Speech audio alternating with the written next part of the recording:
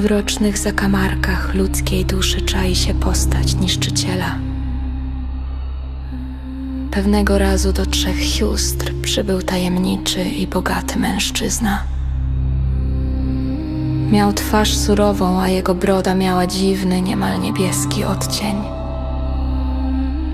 2 starsze siostry wyczuwały w nim coś groźnego i obcego. Najmłodsza z nich była jednak kuszona przez obietnice i bogactwo. Postanowiła mu zaufać i poślubiła Sinobrodego w jego wielkim zamku. Pewnego dnia mąż ogłosił, że musi wyjechać w daleką podróż. Wręczył żonie pęk kluczy do wszystkich komnat w całym domostwie.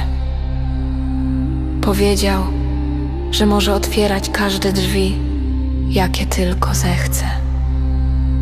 Zabronił jej jednak dotykać jednego, najmniejszego złotego kluczyka. To było jedyne zakazane miejsce w całym ogromnym zamku. Kiedy został sam, niepokój i ciekawość zaczęły walczyć w sercu kobiety. Siostry namówiły ją, by sprawdziła, co kryje się za zakazanym progiem. Włożyła mały kluczyk do zamka i poczuła lodowaty dreszcz na plecach. Drzwi otworzyły się z ciężkim skrzypnięciem. Wewnątrz komnaty ujrzała szczątki wszystkich poprzednich żon Sinobrodego.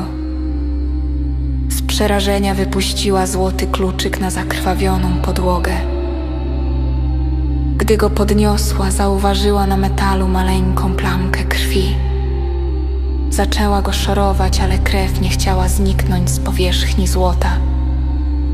Próbowała go ukryć w piasku i popiele, ale kluczyk wciąż krwawił.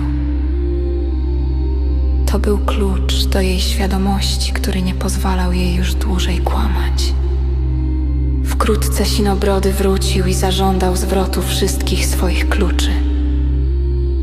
Gdy zobaczył krwawiący metal, wiedział już, że jego sekret został odkryty. Wyjął miecz i kazał żonie przygotować się na natychmiastową śmierć. Kobieta poprosiła o ostatnią chwilę na modlitwę w najwyższej wieży. Wołała swoje siostry, a te wołały swoich braci na pomoc.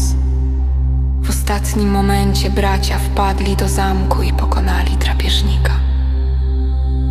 Mroczna siła, która chciała zniszczyć życie, została ostatecznie pokonana. Kobieta ocalała, bo odważyła się spojrzeć prawdzie prosto w oczy.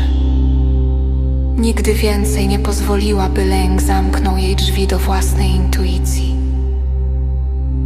Pamiętaj, że krwawiący klucz to głos twojej prawdy, którego nie da się uciszyć.